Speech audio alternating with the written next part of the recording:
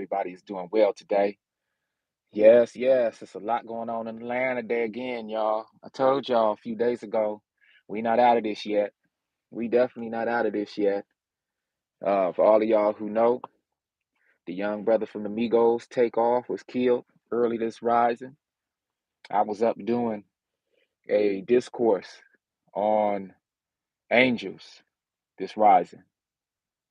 Spent about 4 hours and some change on that topic on the Wisdom app. And it was beautiful. Caught the Holy Ghost fire on that on when I got off of that. And it was a lot of synchronizations that I didn't pick up on until afterward, hindsight, and what was going on. From everything last night, from the the lesson that we brought forth last night pertaining to permissible marriages in the Torah, the Tanakh, the Holy Scriptures, dealing with that serpent that found its way in my home, to coming back and going live broadcast on the Wisdom app. Really looking at everything from a spiritual perspective the whole time, but not really knowing how it was all going to line up. Doing the angelic presentation on the Wisdom app, spending 4 hours on that. I found it to be kind of interesting and weird and strange, but what is weird and strange today? Last night was the first time the owner and founder of the Wisdom app joined in on one of my conversations, and I was talking about angels.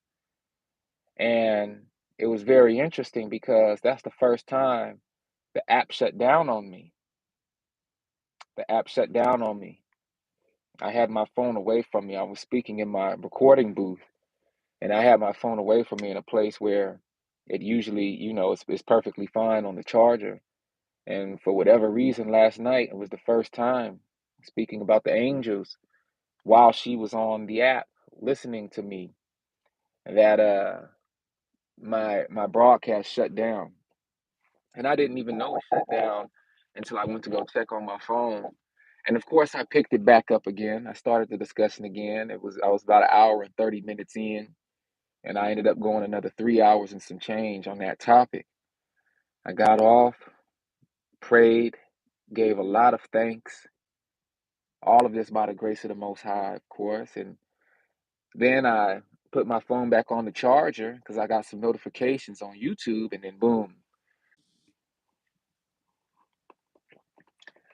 So, you might as well get used to the live streams cutting off on me.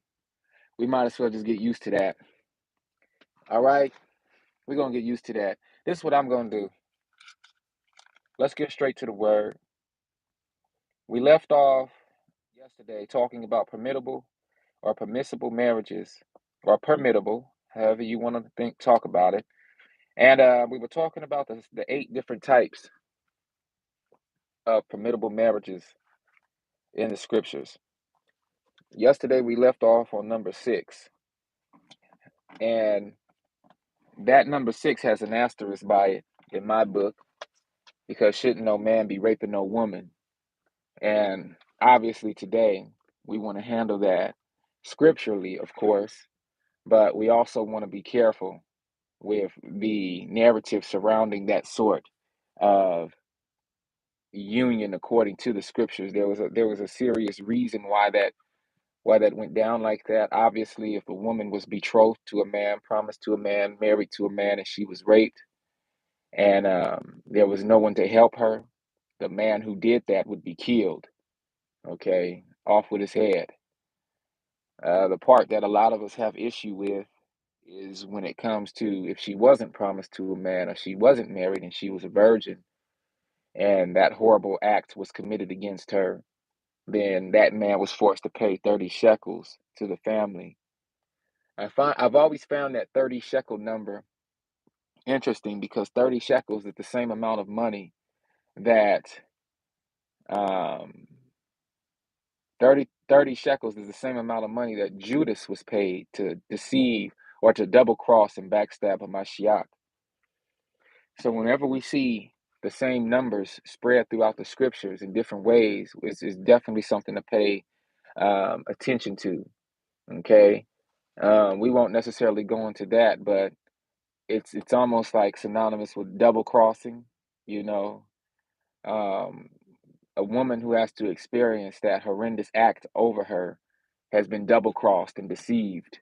You know, she's been domineered over, and I think likewise when it comes to Hamashiach being double crossed and deceived by someone close to him for the price of 30 shekels.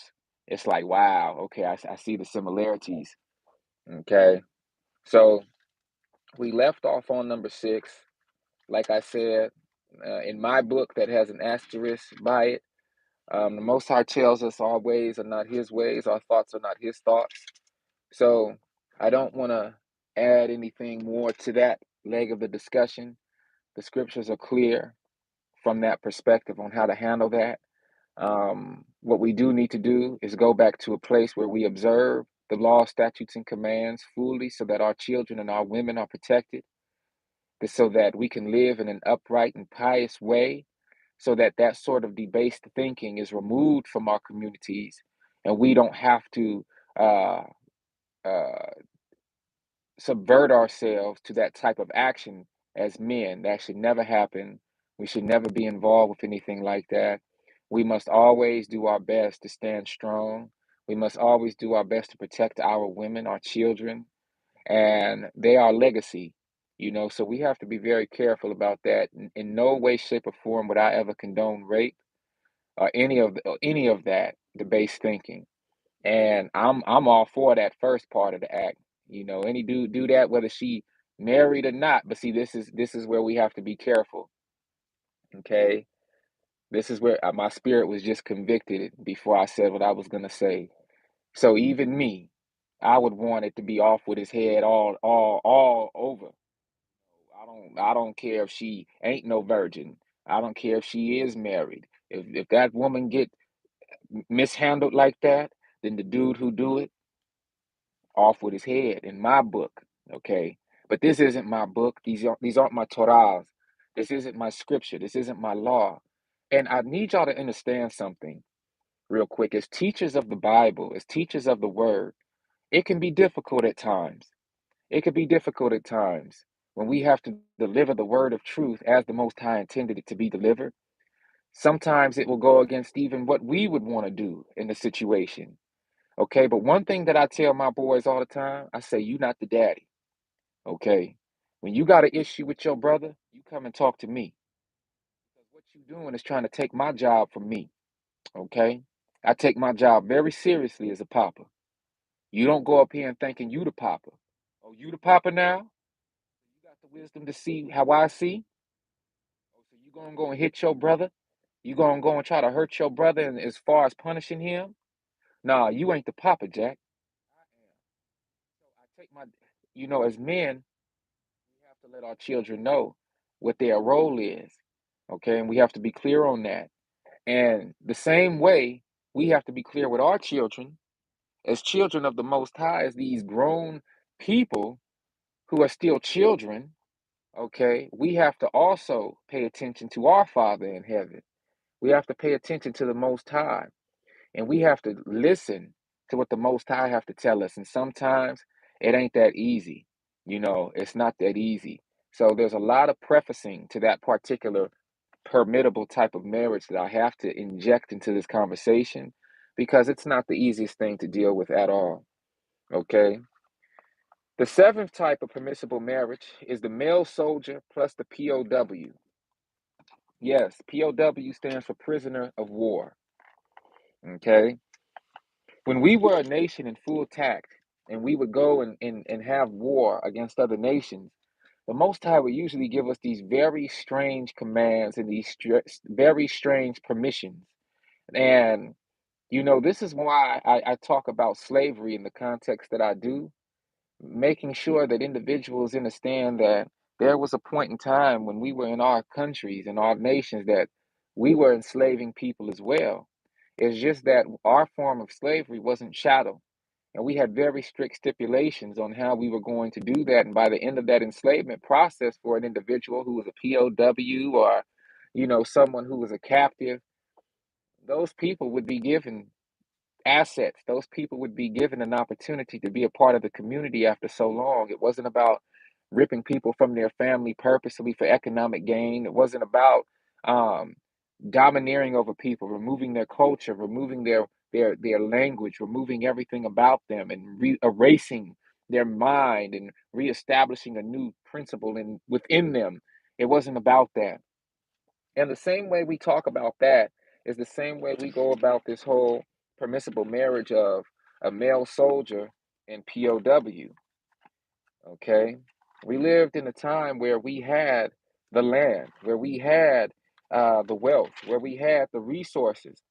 So the Most High made it to where if we went into battle and we went into war, we would be victorious. And in doing that, there would be some there would be some laws and some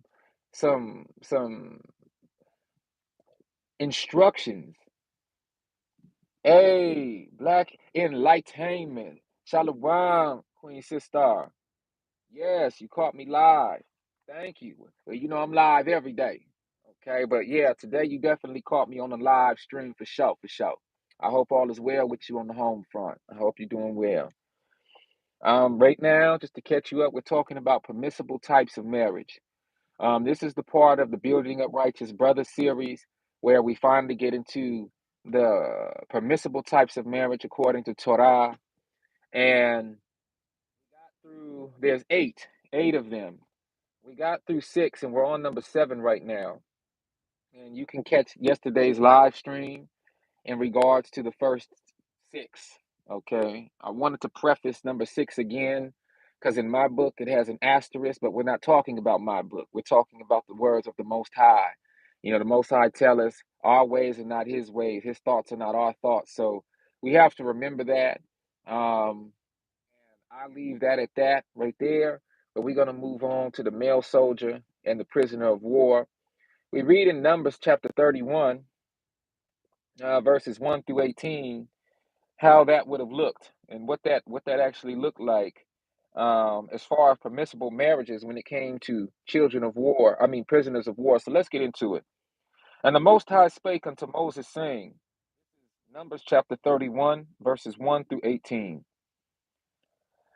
And the Most High spake unto Moses, saying, Avenge the children of Israel of the Midianites. Afterward shalt thou be gathered unto thy people. Moses spake unto the people, saying, Arm some of yourselves unto the war, and let them go against the Midianites, and avenge the Most High of Midian. Of every tribe 1,000, throughout all the tribes of Israel shall ye send to the war. So there were delivered out of the thousands of Israel 1,000 of every tribe, 12,000 armed for war. Moses sent them to the war, 1,000 of every tribe. Them and Phinehas, the son of Eleazar, the priest, to the war with the holy instruments and the trumpets to blow in his hand. And they warred against the Midianites, as the Most High commanded Moses, and they slew all the males. And they slew the kings of Midian, beside the rest of them that were slain, namely Evi, Rekem, and Zur, and Hur, and Reba, 5 kings of Midian. Balaam, also the son of B.U.R., they slew with the sword. And the children of Israel took all the women of Midian captives, and their little ones, and took the spoil of all their cattle, and all their flocks, and all their goods. And they burnt all their cities wherein they dwelt, and all their goodly castles with fire. And they took all the spoil and all the prey, both of men and of beasts. And they brought the captives and the prey and the spoil unto Moses and Eleazar the priest, and unto the congregation of the children of Israel, unto the camp at the plains of Moab, which are by Jordan near Jericho. Moses and Eleazar the priest, and all the princes of the congregation went forth to meet them without the camp. And Moses was wroth with the officers of the host, with the captains over thousands, and captains over hundreds, which came from the battle. And Moses said unto them, Have ye saved all the women alive? These caused the children of Israel, through the counsel of Balaam, to commit trespass against the Most High in the matter of Peor. And there was a plague amongst the congregation of the Most High. Now therefore kill every male among the little ones, and kill every woman that hath known man by lying with him. But all the women children that have not known a man by lying with him, keep alive for yourselves. And do ye abide without the camp 7 days. Whosoever hath killed any person, and whosoever hath touched any slain, purify both yourselves and your captives on the 3rd day, and on the 7th day. Now, as you see, this was a very strict instruction given by the Most High to Moses in regards to how to handle the captives of that particular battle and war. But that established instruction, it carried through many of the battles and the wars that the children of Israel had against other nations. Um, like I said earlier, we don't have to agree with the Most High's instructions. I mean, I say that loosely. Let me back up a minute. Emotionally, emotionally, emotionally speaking, there are some crude instructions based off of what we see in this scripture. These were instructions given to us by the wisdom of the Most High. The reason for this, in proper context, kill every male among the little ones. So every male child was killed because he would carry the seed of his father from that particular nation. Kill every woman that have known man by lying with him. Every woman of that nation that already was predisposed to marriage in that nation, she was to be killed. The reason for this was that she was grown in aptitude enough to be able to steer other men of Israel a certain way against the Most High if that was allowed to take place. A woman can have the ear of a man, especially where there are relations involved. So the Most High wanted to make sure that none of those women would be able to influence the men of Israel should they get too comfortable with these women. Then all the women children that have not known a man. Now, women children, let me go into another scripture because just keeping it 100, that sounds like an oxymoron to me, right? Women children. What does that look like?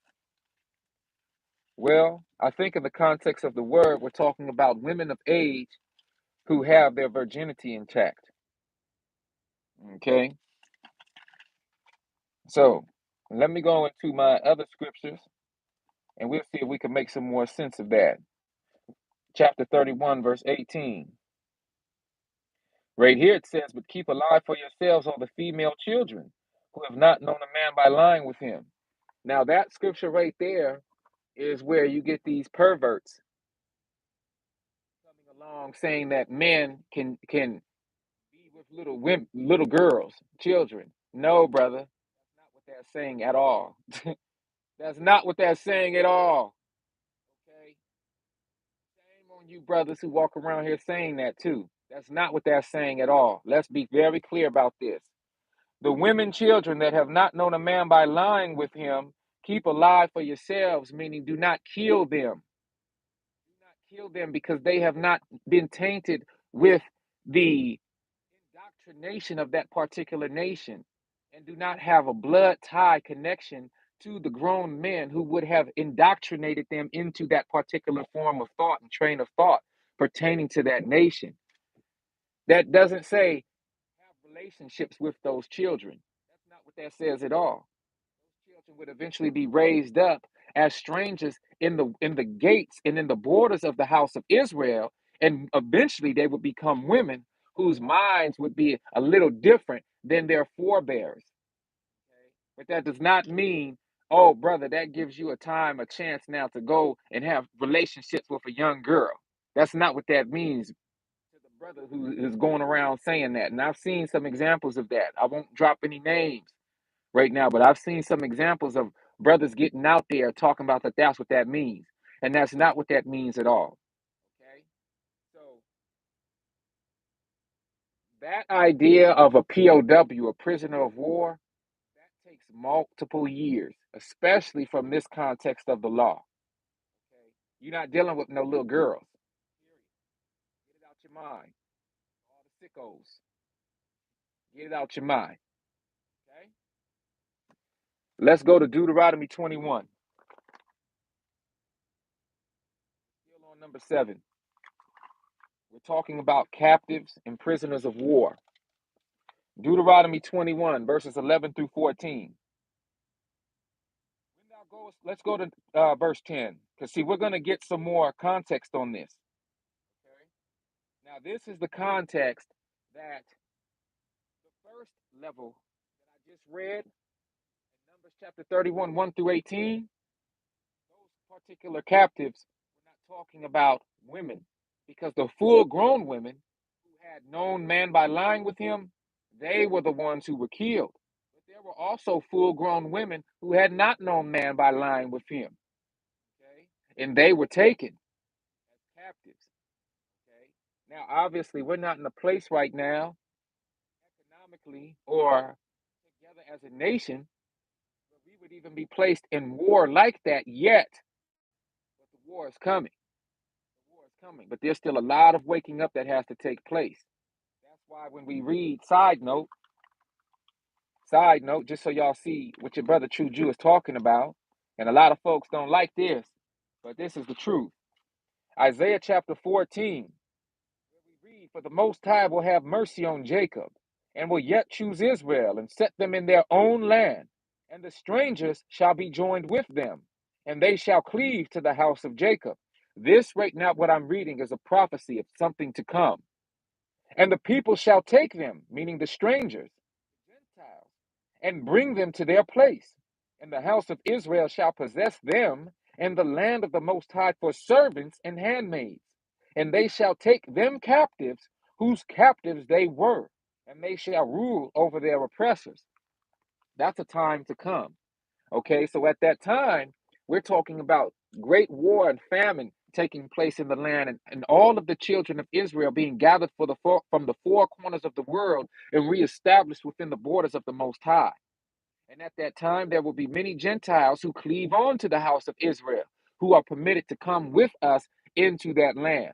Because the Most High tells us many of the Gentile stranger, the nations, will be influential in being used as tools, as vessels for the Most High in order to usher us on into those places.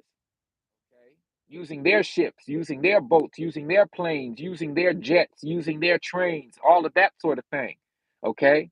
So that's Isaiah chapter 14. But going back to Deuteronomy chapter 21, verses 11 through 14, yes, we read. Actually, let's start at verse 10. When thou goest forth to war against thine enemies, and the Most High thy God hath delivered them into thine hands, and thou hast taken them captive, and seest among the captives a beautiful woman, and hast a desire unto her, that thou wouldest have her to thy wife, then thou shalt bring her home to thy house, and she shall shave her head, and pare her nails, meaning clip her nails, and she shall put the raiment of her captivity from off of her, and shall remain in thine house, and bewail her father and her mother a full month. And after that thou shalt go in unto her, and be her husband, and she shall be thy wife. And it shall be, if thou have no delight in her, then thou shalt let her go whither she will. But thou shalt not sell her at all for money. Thou shalt not make her merchandise, or thou shalt not make merchandise of her, because thou hast humbled her. So, once again, we don't have to agree with what the Most High is saying. Correct. No soul ties. Young enough to train up in Yah for marriage later. Yes. Yes. Pertaining to what we read in Numbers 31. Yes. Exactly. None of that debaseness. None of that nastiness. We're not talking about no perversion right now. No, no, no, no, no, ma'am. We're not doing that.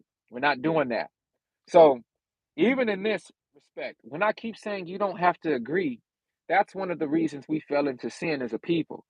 Many of us could not deal with certain laws, statutes, and commands that was given to us. But when I say agree, I'm talking about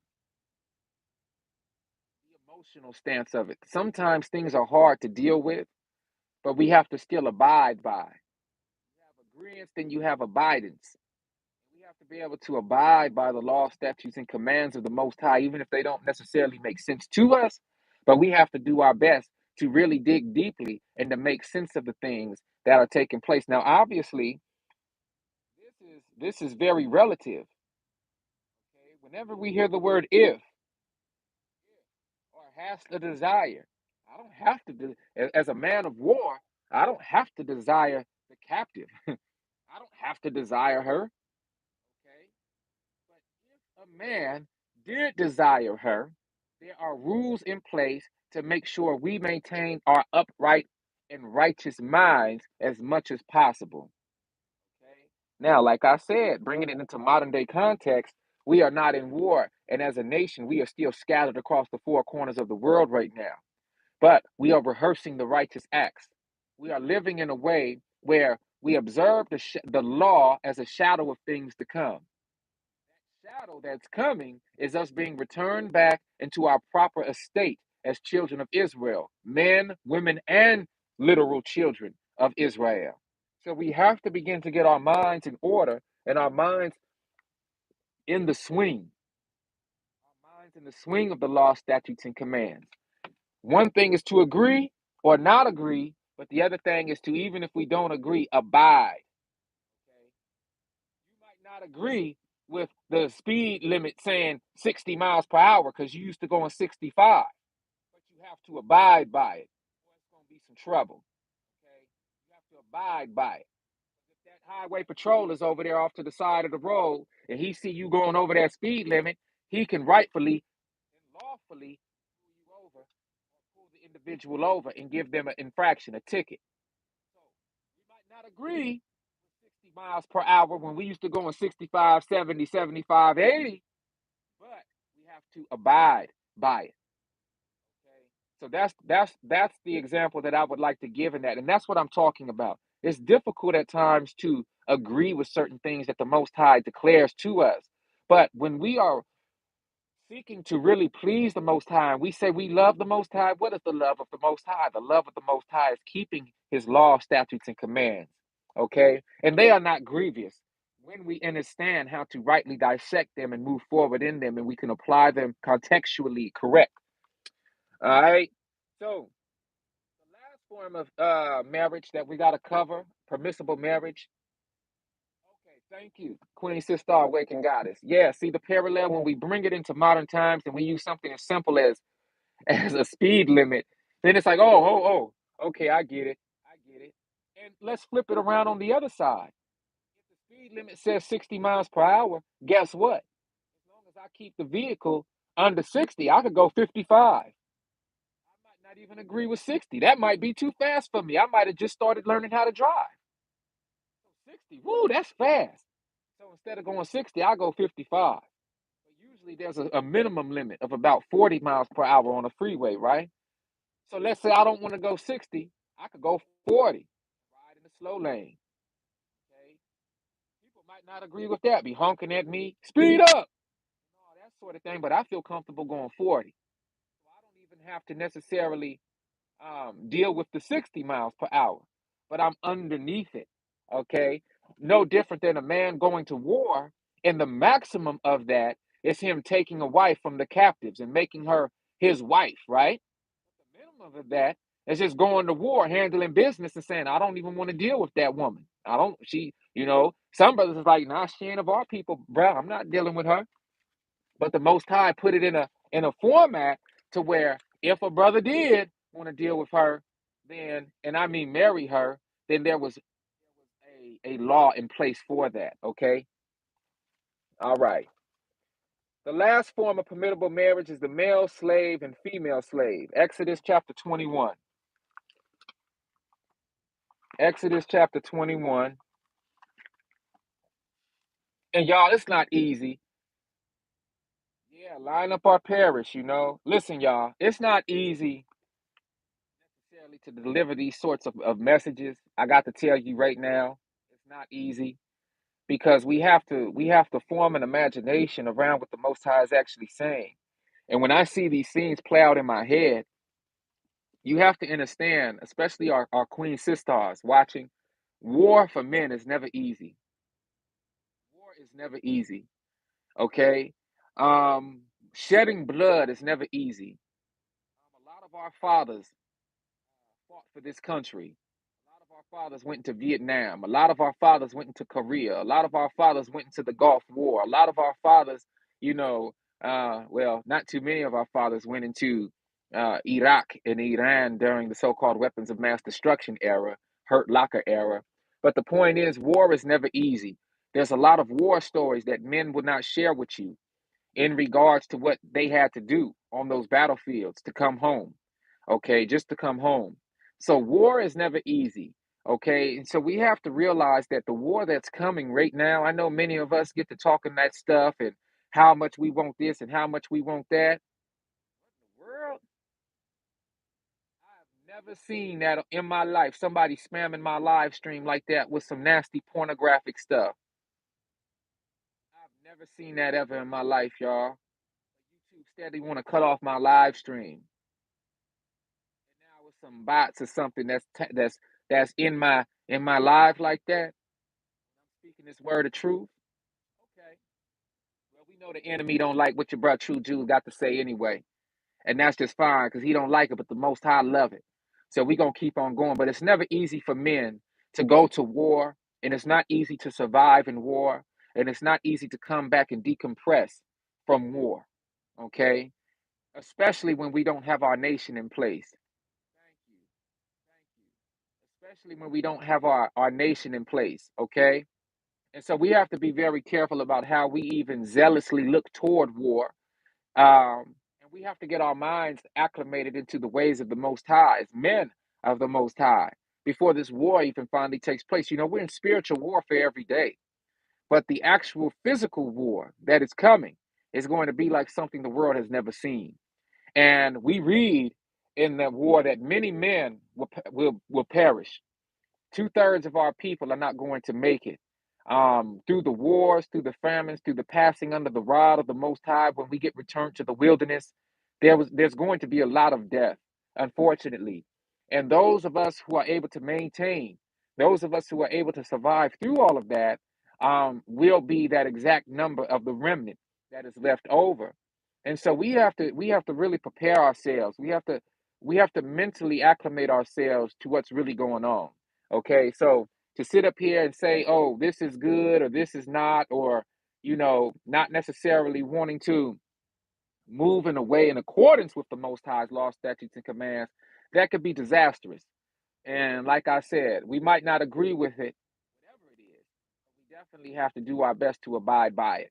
Okay, especially if we want to be accounted worthy for the new kingdom. All right. That's the reason that we're in this place now, is because we didn't want to abide by the law, statutes, and commands. We wanted to adopt other nations' ways instead of being happy and joyful and glad and thankful and grateful that the Most High set us apart as a royal people unto Himself in order to be a light to the world. Okay. So we gotta get our act together. But Exodus chapter 21, verse 4 tells us that um let's start up at verse 1. Now these are the judgments which thou had now these are the judgments which thou shalt set before them. If thou buy an Hebrew servant, 6 years he shall serve, and in the seventh he shall go out free for nothing. You see, our slavery and how we handled things was a lot different. First of all, you see a Hebrew servant. Now, you have to understand that the Hebrew people are vast as Shemitic people. We are so used to thinking Hebrew Israelite that we don't think about the word in front of Israelite. Hebrew. Hebrew means you are a descendant of Aber, okay, in the line of Shem. They are Hebrew Ishmaelites. They are Hebrew Edomites. They are Hebrew Israelites. Anyone who is of Hebrew descent, who comes through the line of Shem, through the line of Aber, is a Hebrew. Now, what type of Hebrew are you? Okay. We are Hebrew Israelites. Okay. So when you understand the different Hebrews that are even out there in the world still today, The Shemitic blood is far reaching. Everyone isn't a Hebrew Israelite. Okay? You have Hebrew Edomites, you have Hebrew Ishmaelites, and other forms of Hebrew people. Okay? But we belong to the Hebrew Israelite people. So the Most High is telling us if thou buy an Hebrew servant, that wasn't an Israelite person. That wasn't an Israelite. That was another Hebrew. Because it was another Hebrew, there was a strict stipulation. 6 years he shall serve. Not his whole life in shadow slavery. Breeding this brother and committing heinous crime against him and then selling him off as merchandise to another group. That ain't how that's supposed to go. Whipping him and chopping off his legs and his toes and his arm and his ear and his private parts and castrating him. That's not supposed to happen at all. Okay? Yet we were not lawless. I think that's in regards to a past when we were actually in the land, right? Well, that would be true. When we were in the land, there were still moments where we had infractions, and those infractions would be covered by the atonement. Okay, sacrificial atonements. That's what the Levitical priesthood was in place for.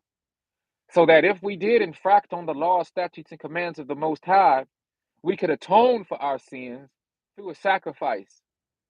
Okay, and the Levitical priesthood would deal with that during having POW slaves. Well, okay, thank you for that clarification. Yes, so even during that day, we would still fall short. Still, we would still infract on the law.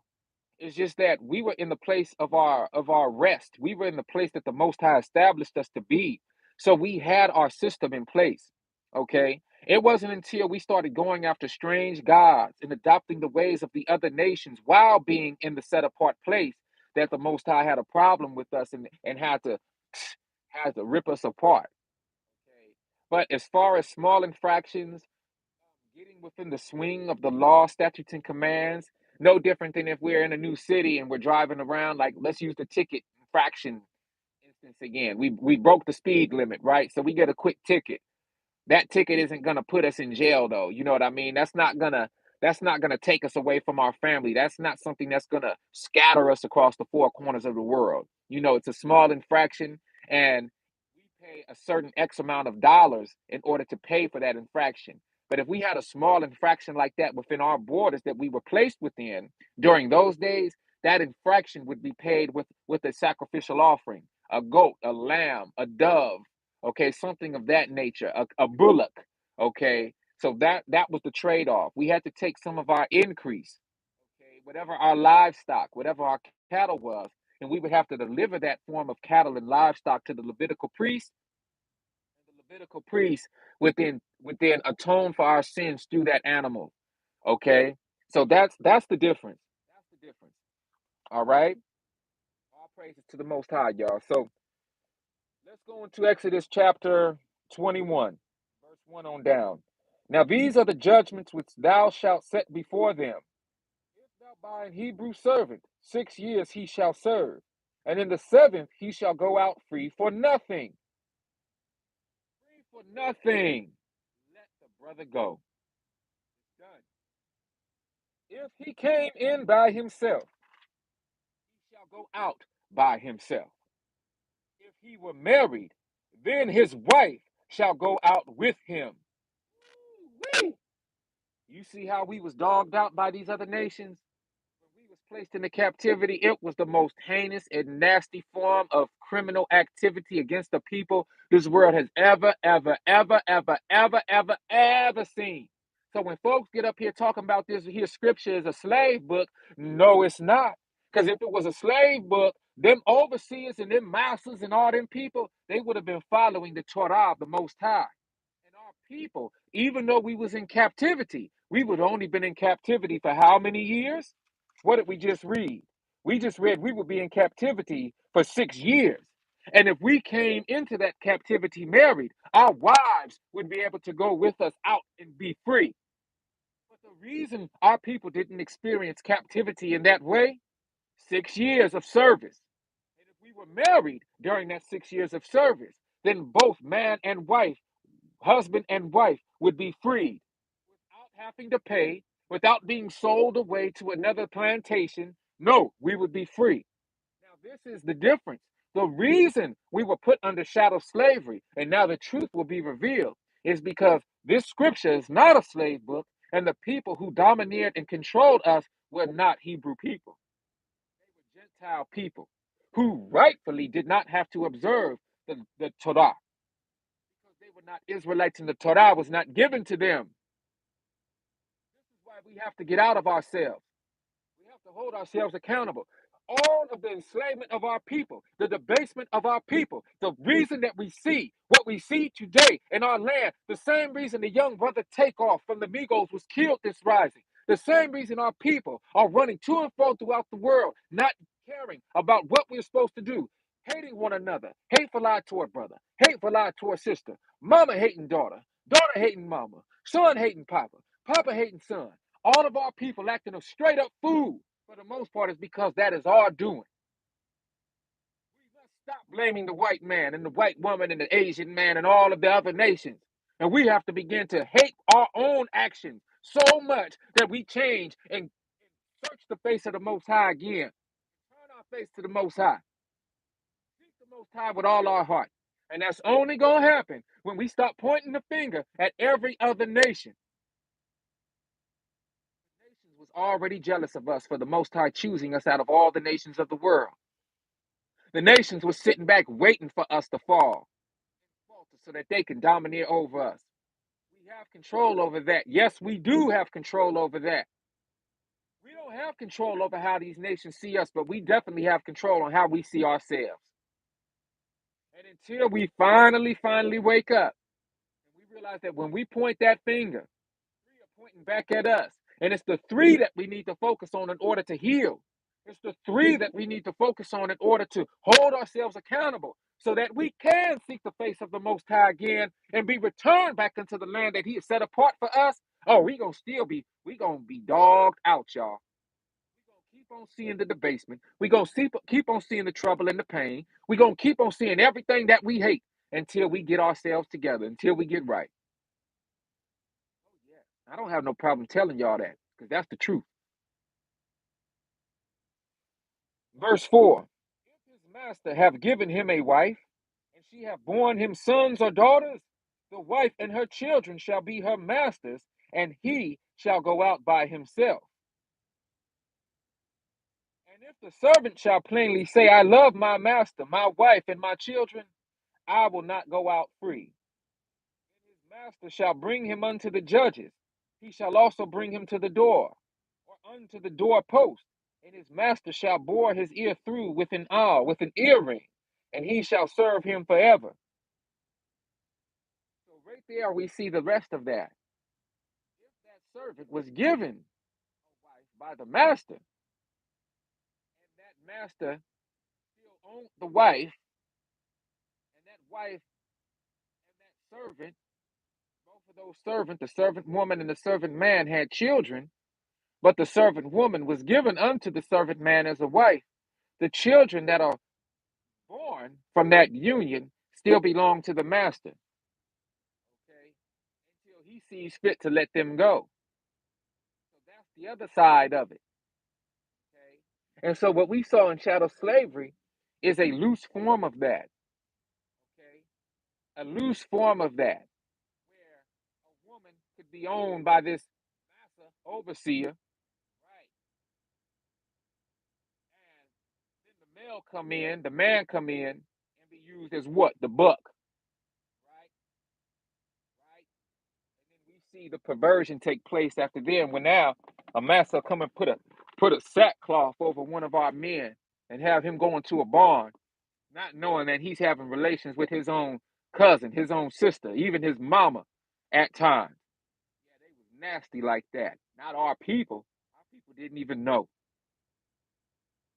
Okay, our people didn't know. So it's some horrible stuff. You know, it's some horrible stuff. Now, the rest of the scriptures that I have, I set apart for this particular study because I didn't know if I would receive any backlash for the 8 permissible types of marriage. I didn't know if I would receive um, any sorts of comments pertaining to, well, that's the Old Testament, brother. That's the Old Testament. We're supposed to be looking at the New Testament. And all throughout the New Testament, we see the divine institution of marriage or the institution of divine marriage. Okay. Um, and so what we have to do is realize that the Most High is not the author of confusion. And there's certain patterns established throughout the entire scriptures that help to lead and guide us when we're confused about certain elements, especially being out of our borders right now. Believe it or not, some of us have been on this walk for quite some time, while others of us are just now coming into the truth of this walk and who we are. So we have to be very careful and we have to be able to assist our people in the truth. We have to be able to exhibit the fruits of the Spirit: love, joy, kindness, gentleness, long suffering, temperance, meekness. Okay. We have to be able to exhibit these things because these are the fruits of the Spirit.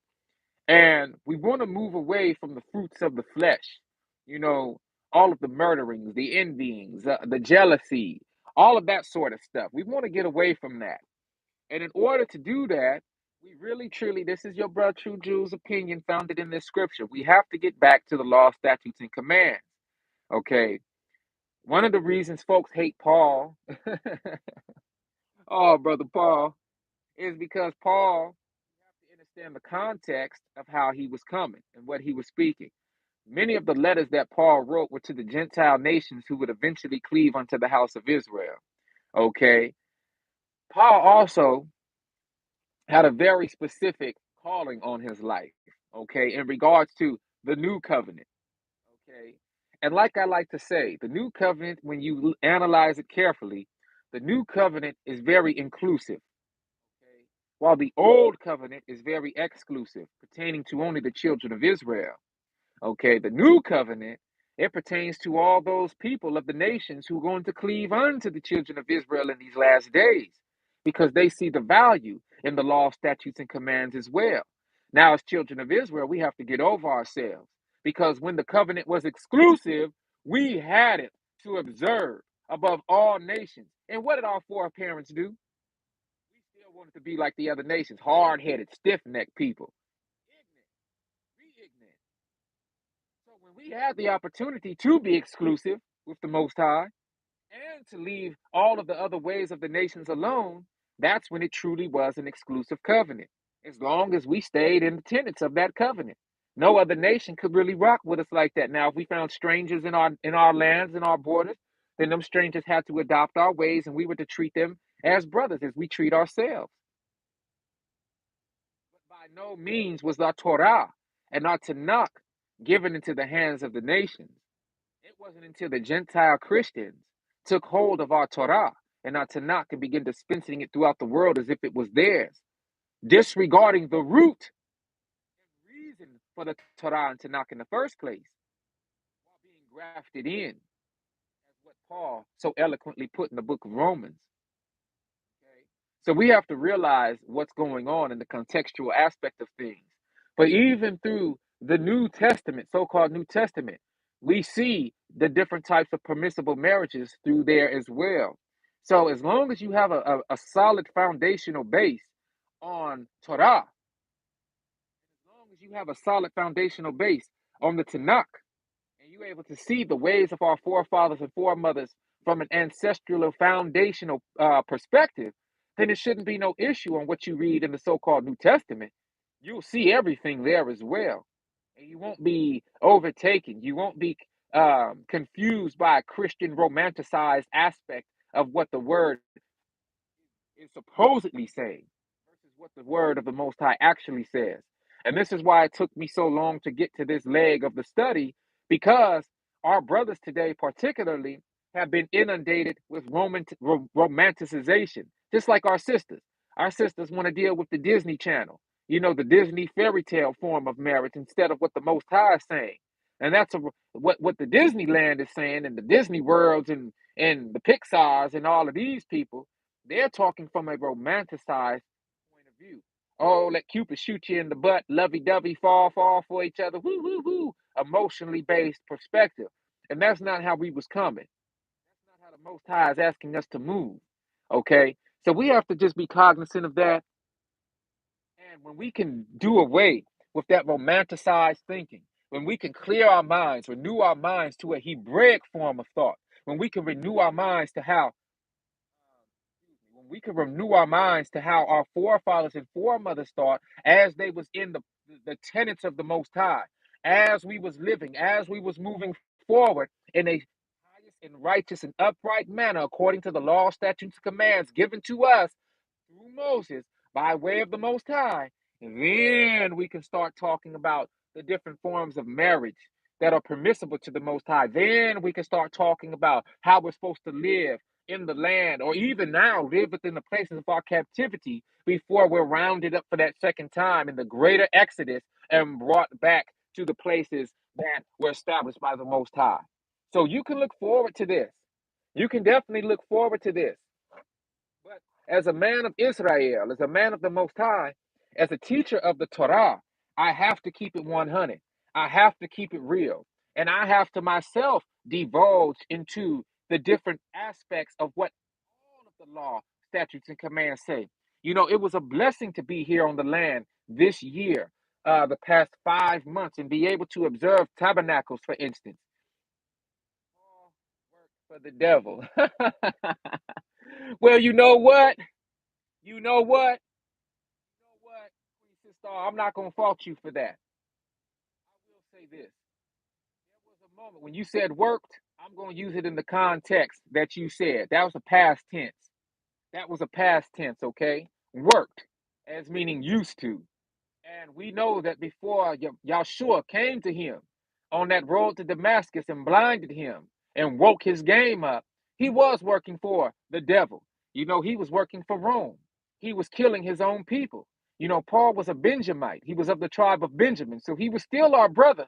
But yeah, that's why a lot of folks don't like him. He was like an Uncle Ruckus before he woke up, and he was definitely working for the devil, you know? So I'm not going to knock you for that. I'm not even going to knock you for that. But we have to look deeper into the context that Paul was speaking. Paul's main objective was to write to the Gentile nations. Okay, this was Paul's main objective. Okay, and I just broke down why. Remember, during the time of Paul, we were already being dispersed. Okay, we had a disdain for the Most High. Some of us were still living according to the tenets of the Most High, the law, statutes, and commands given to our foremothers and forefathers. But up until Paul's time, oh, we was getting ready to get the business. Okay. And so a lot of our people knew about Paul and his traitorous ways eventually, but he came back into the fold. And when he came back into the fold, he was still brought to a place where he still had to talk to the Gentile nations. Remember, we're talking about the original covenant given to our forefathers and foremothers that we ourselves turned our back to. Always take accountability for us first. This is our problem. I'm not saying you have a problem. See, I said this is our problem. People, we refuse to hold ourselves in true accountability. We had everything. We had the law, it was for us. We had the statutes, they was for us. We had the commands, they was for us. We had the bylaws, they was for us. We had the instructions, they were for us. We had the land, it was for us. We had the livestock, it was for us. We had the best cattle, it was for us. We had the flowing honey, it was for us. We had the delicious milk, sweet milk, it was for us. We had all of the grasses, it was for us. We had all of the herbs, it was for us. We had all of the good trees, it was for us. We had all of the good wood from the trees, it was for us. We had all of the good streams of water, it was for us. We had everything. We had all of the gold, all of the minerals. It was for us. It was all for us. When our men went to war, we would win every war. 100 of us would do away with 10,000 of them. Simple, light work. Because the Most High was with us in all our ways. Because we were observing the law, statutes, and commands. But the Most High told us in the book of Second Ezra, the Most High told us in the book of Isaiah and Jeremiah, Ezekiel, if we were going to go against the ways of the Most High, then He was going to bring a nation. And the Most High tell us in Deuteronomy, if we go against the law, statutes, and commands, He will put nations over us that were weaker than us. He would put us into such an oppressive state that the world had never seen ever before in our lives.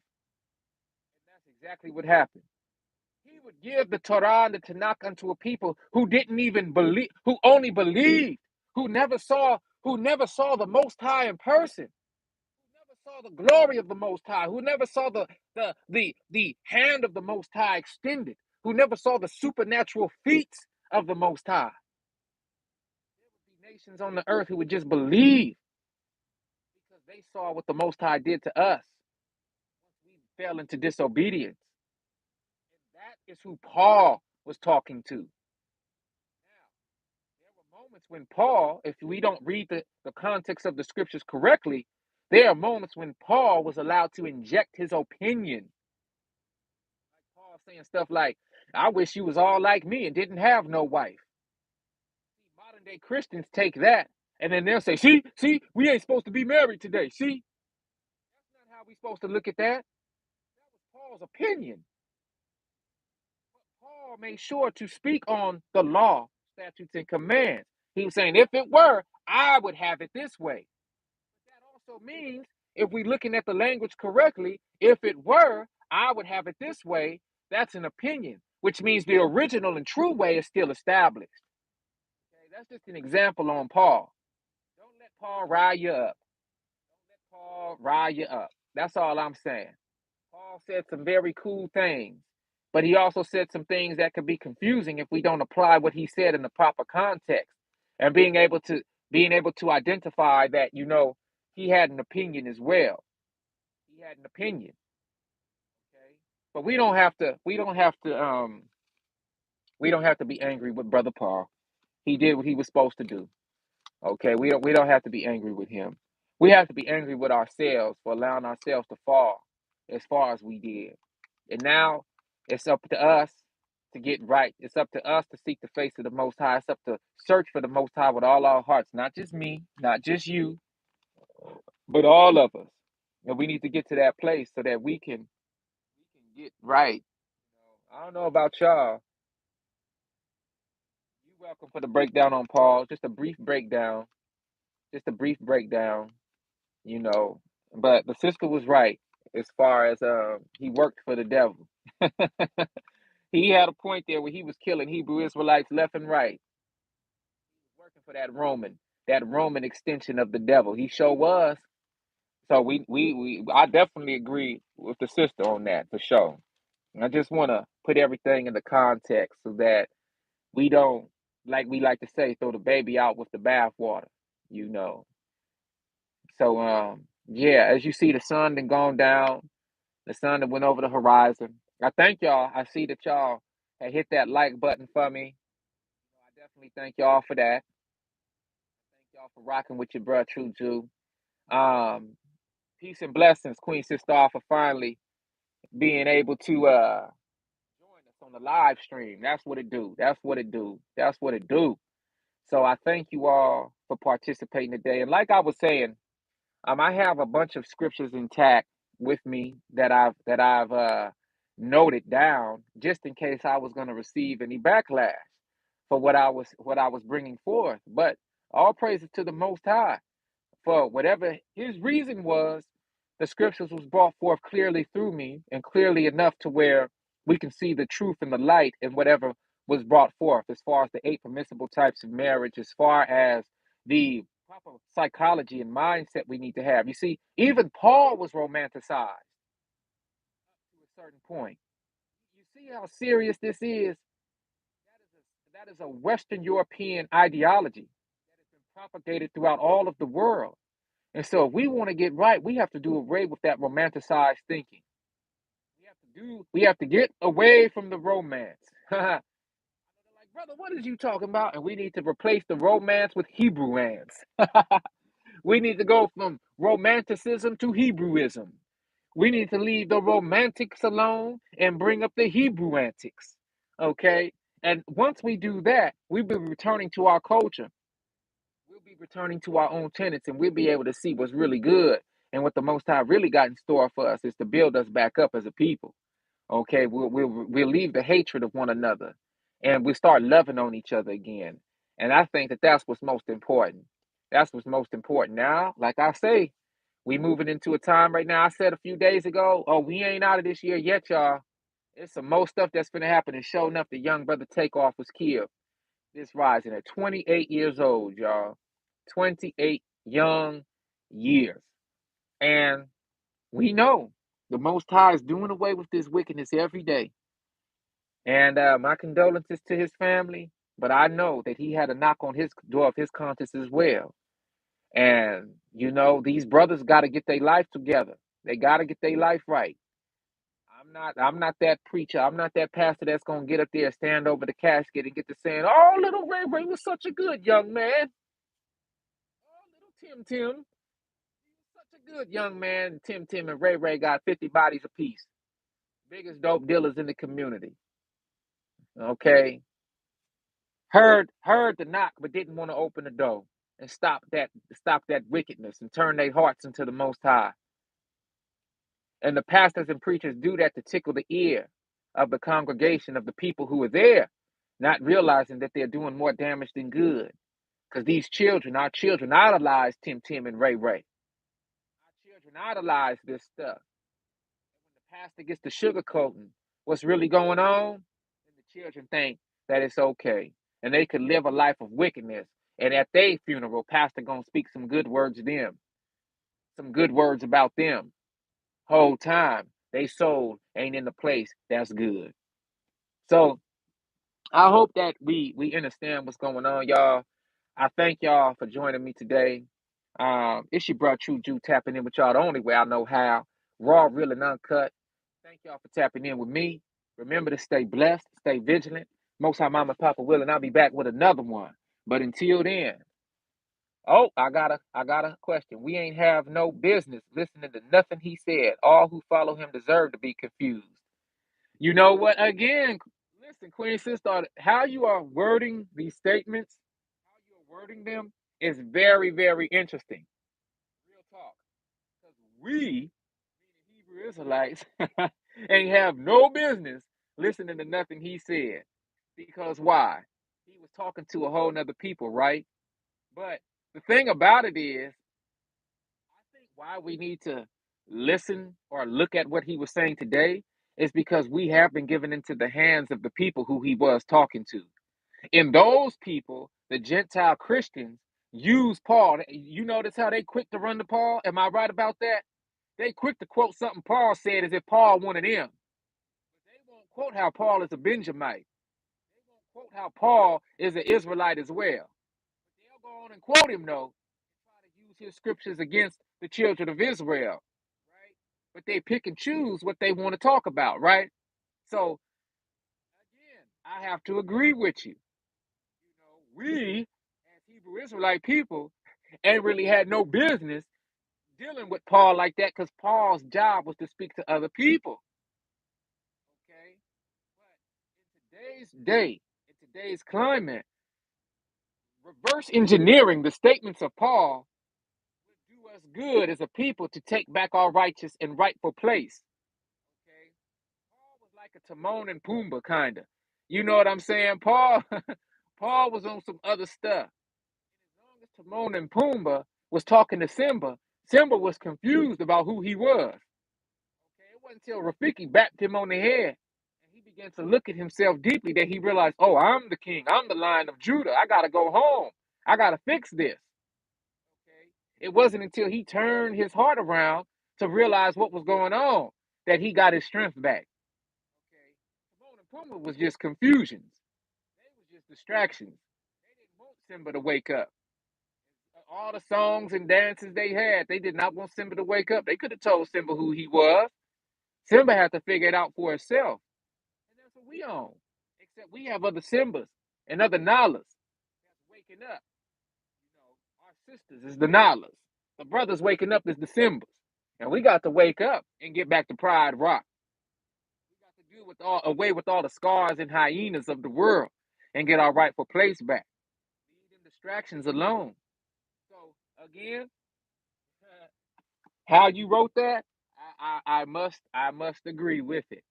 And it's until we get the proper foundation of what the Most High instructed us through Moses to observe, we're never going to be able to not no way inform, understand what the world Paul was talking about. Okay, so I just think that logistically, strategically speaking, it's good to reverse engineer certain statements that Paul made because them Gentile Christians like to use Paul's statements against us, and even they are using it erroneously because they don't want to deal with the Tanakh and the Torah. They don't want to deal with the law, statutes, and commands. They'll read Paul and get to telling us we don't have to observe the law. We not under the law no more. Do away with the law and this and that and this and that and be single and don't get married and yeah, Paul was on some more other stuff when it came to his opinion. But that's what helped him. As men of Israel, though, and I know you a sister of Israel, but as men of Israel, we have to stand strong. You know, we definitely have to stand strong. And we have to go back to the tenets of the Most High delivered to us through Moses. So that's what I'm on. Okay. But I do see the value of Paul's speeches and his dissertations at times. But yeah, it's let's get back to the old way first. Okay, let's get back to the law, statutes, and commands before we start worrying about too much about what Brother Paul was talking about. Okay, but listen, I love y'all to life. Thank y'all for joining me today. Evening. Thank y'all for y'all statements, for your combo. Thank you for joining the live stream. Salute and shalom, Queen Sister. Blessings to all of y'all. Queen Sister, Awakened Goddess. Thank you. Everybody else who was participating in the live who didn't get a chance to comment today.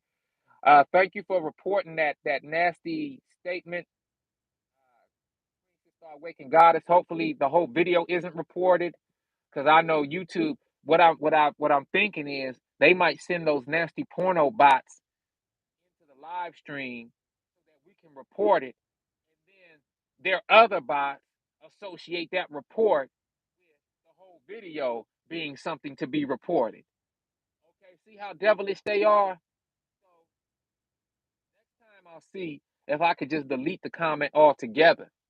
Okay, and then we'll go from that. But I truly thank you for taking it amongst yourself, upon yourself, to get rid of that on my behalf and on behalf of us watching. Thank you so very much. So it's your brother True Jew tapping in with y'all the only way I know how. Raw, real, and uncut. Shalom to all of y'all tuning in, all of y'all who will tune in. We're gonna keep on talking about this subject because we're not done building up righteous brothers. We have a few more installments to cover, and we're gonna keep it pushing. But y'all have a beautiful evening wherever you are in the land. Continue to keep your head on a swivel. Stay blessed, stay vigilant. Most High Mama and Papa willing, I'll be back with another one. But until then, gone.